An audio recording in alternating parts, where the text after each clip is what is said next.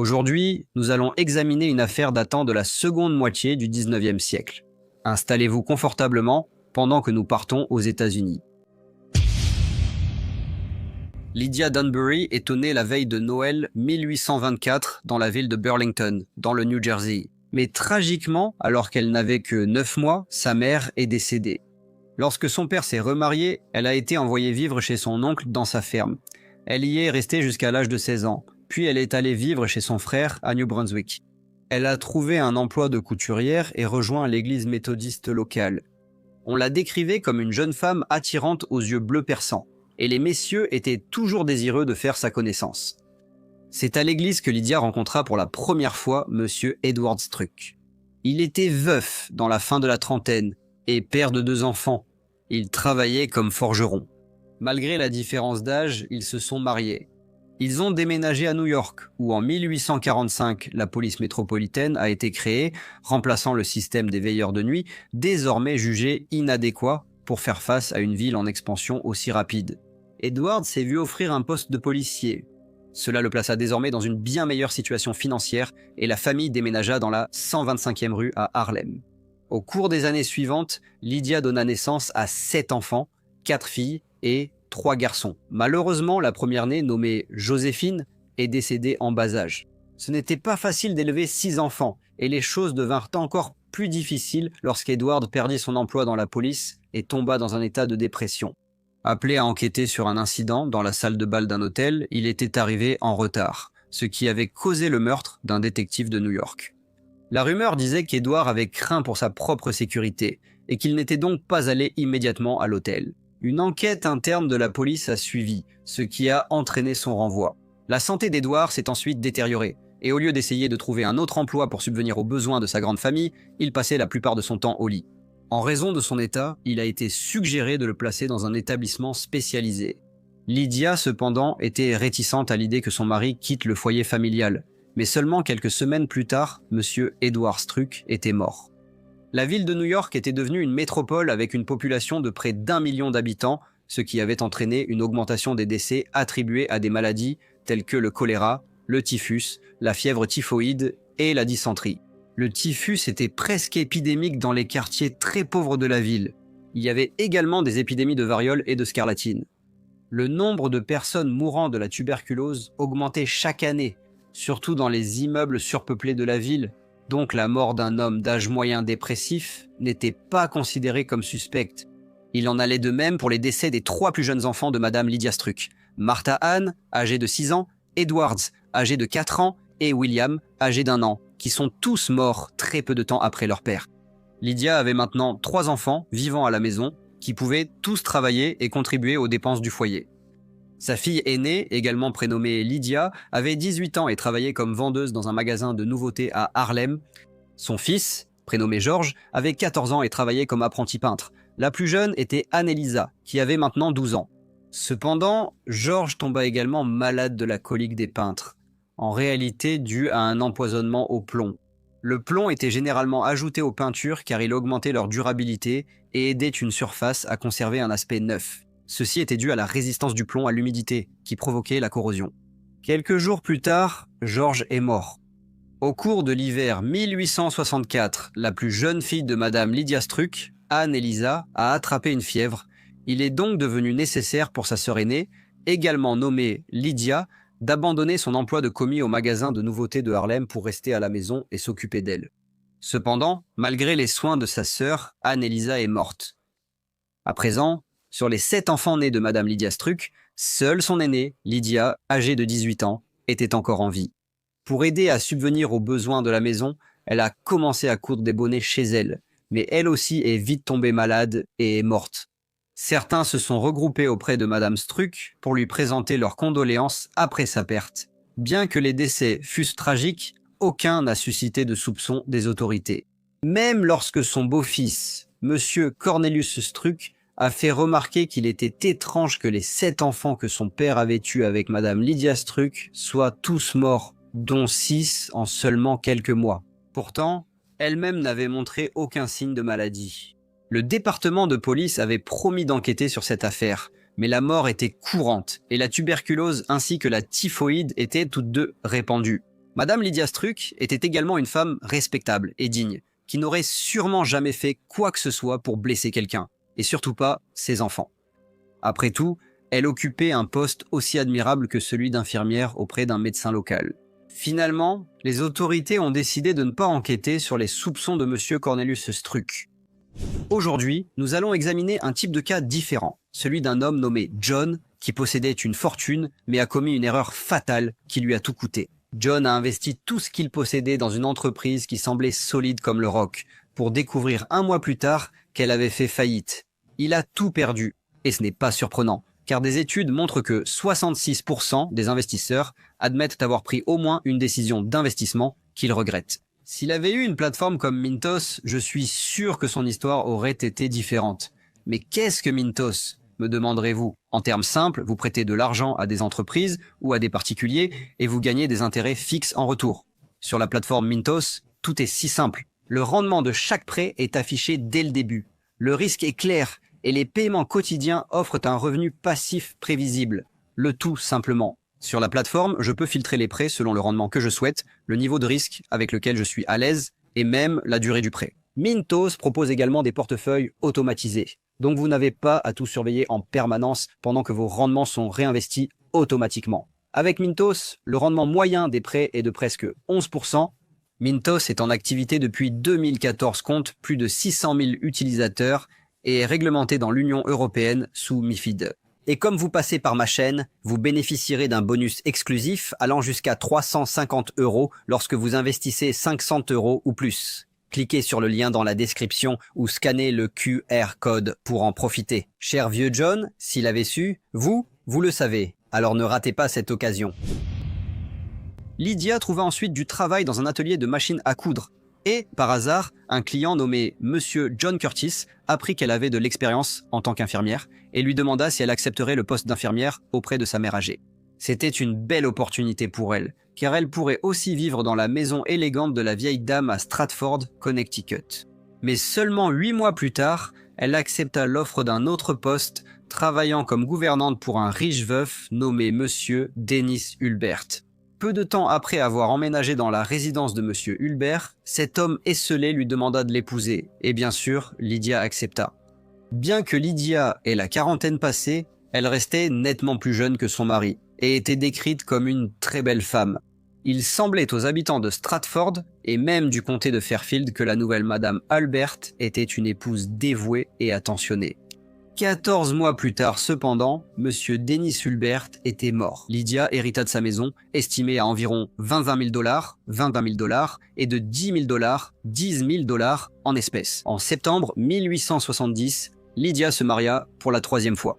Son nouveau mari était un mécanicien qui jouissait d'une très bonne réputation, nommé Monsieur Horatio Nelson Sherman. Cependant, il s'était récemment retrouvé dans une situation financière très difficile. Il avait le même âge que Lydia, étant né le 19 février 1824. Il était également veuf et père de 4 enfants. Nelson, âgé de 17 ans, Ada, âgé de 15 ans, Nathaniel, âgé de 4 ans et un bébé de moins d'1 an appelé Frankie. Lydia a emménagé dans sa maison dans la petite ville de Derby, dans le Connecticut, qui se trouvait à environ 8 miles de New Haven.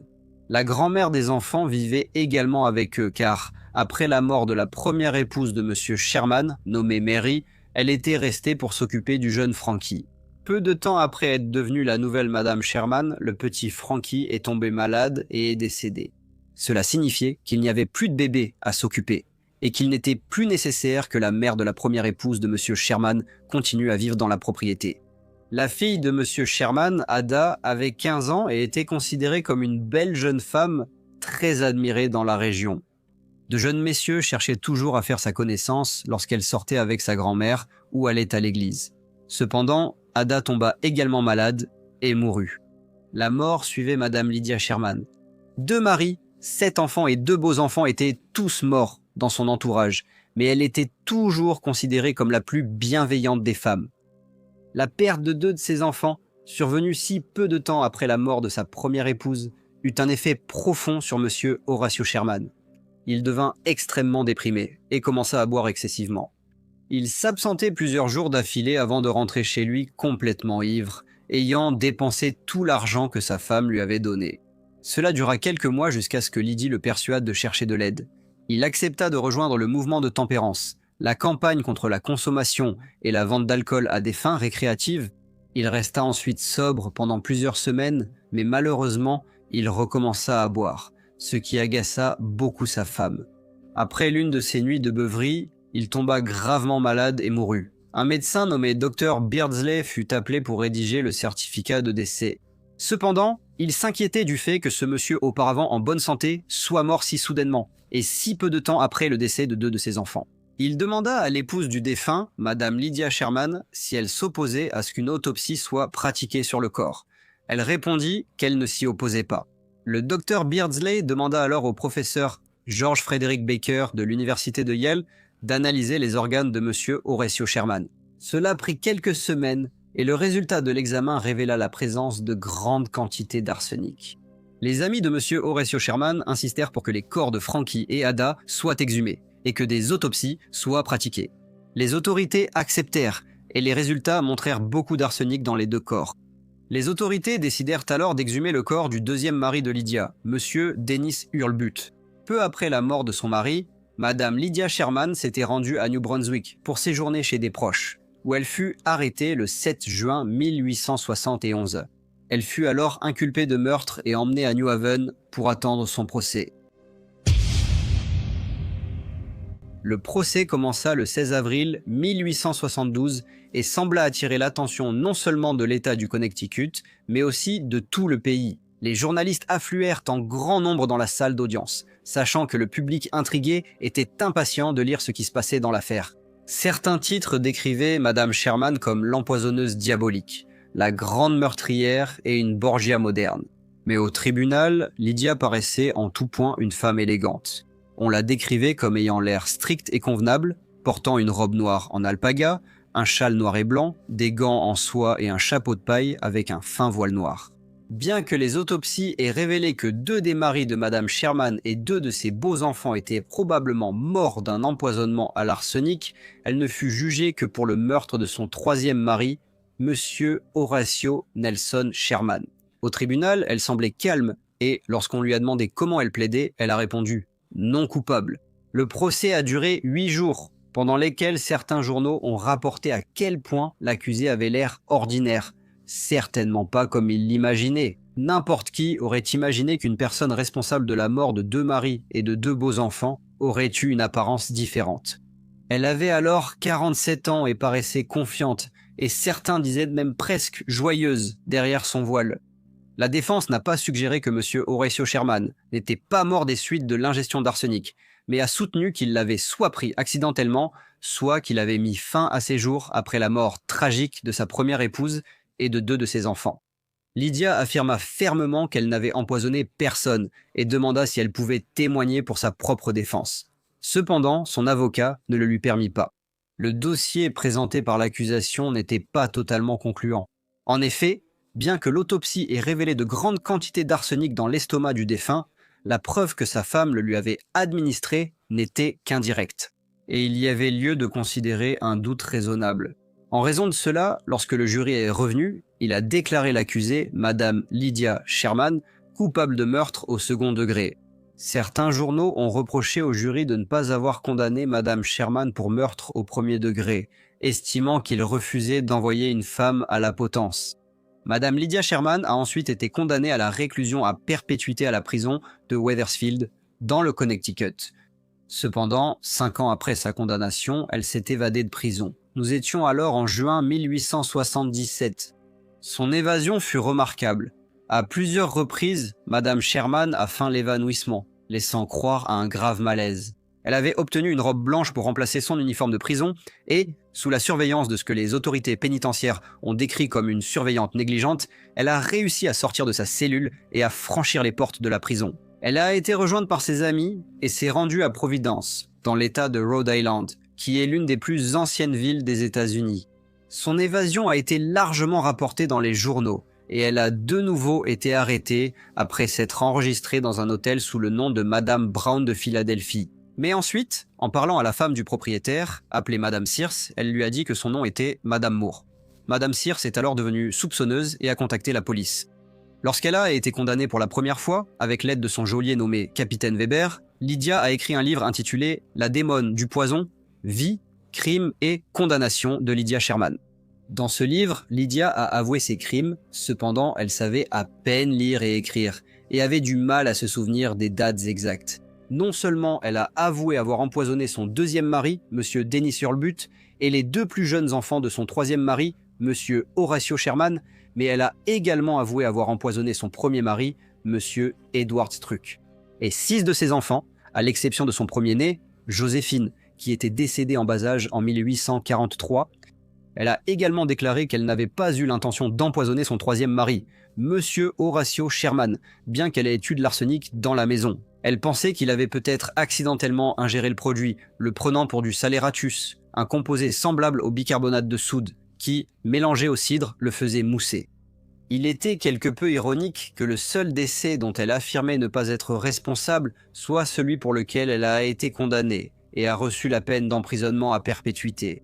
Dans son livre, elle affirmait également que l'idée d'utiliser de l'arsenic pour empoisonner son premier mari, Monsieur Edward Struck, lui avait été suggérée par un sergent de police qui vivait dans l'immeuble voisin.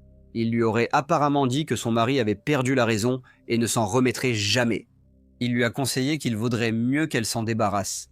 Le sergent de police lui a également indiqué où acheter le poison et quelle dose administrer. Son livre a été publié pour la première fois en 1873 et est devenu un best-seller.